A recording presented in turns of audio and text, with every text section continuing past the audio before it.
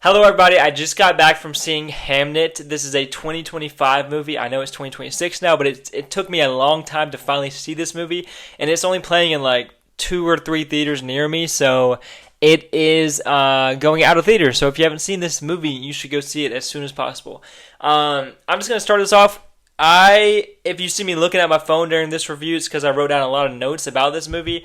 I want to cover a lot of stuff, but I'm going to start off by saying this is a phenomenal, phenomenal film. I really enjoyed it, and I'm not going to do many spoilers in this, but this is the story of Hamlet. So if you've seen seen an adaptation of that or read the novel, you'll know like what happens. But this, I really didn't know much about the original story going into this because this is called Hamnet, and I didn't really know if it was going to be a like one for one adaptation of that or like I didn't really know. I was going to this pretty much blind. But what I came out with from this movie was a phenomenal acted, well shot, just beautiful story and beautiful film. It really covers a lot of stuff about like grief and loss and what it means when you're a mother and a father who have a baby who this isn't a spoiler, but the baby one of their children dies.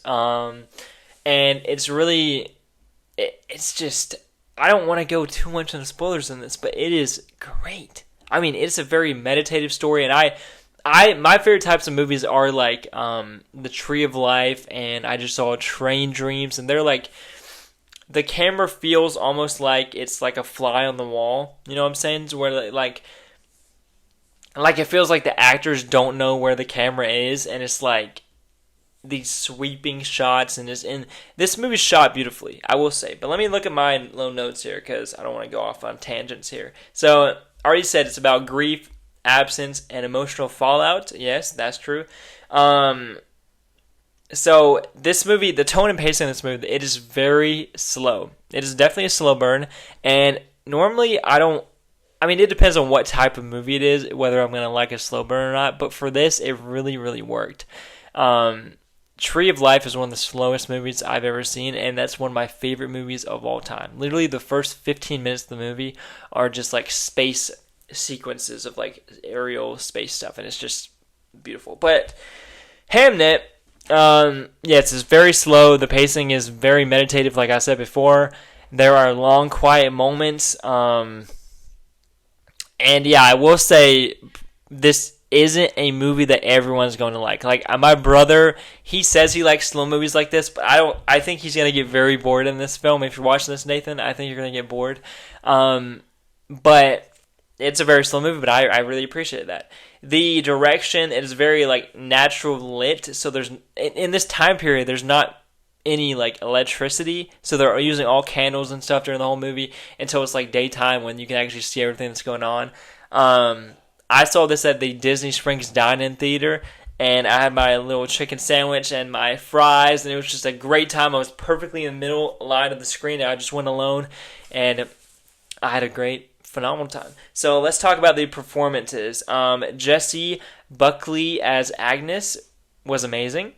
Paul Mescal plays the main character, and their husband and wife, and the whole story starts when they're like, I was about to spoil something. I'm not going to spoil it. But they end up, you've read this story before. They end up falling in love and they have children and tragedy happens and it's just a whole thing. They have a fallout.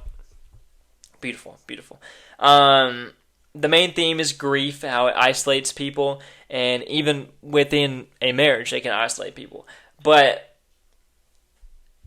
I'm not going to go too much on spoilers on this. But like literally this movie made me feel so many emotions. Like I don't normally come out of a movie like feeling differently, but I came out of this and I was just like, wow.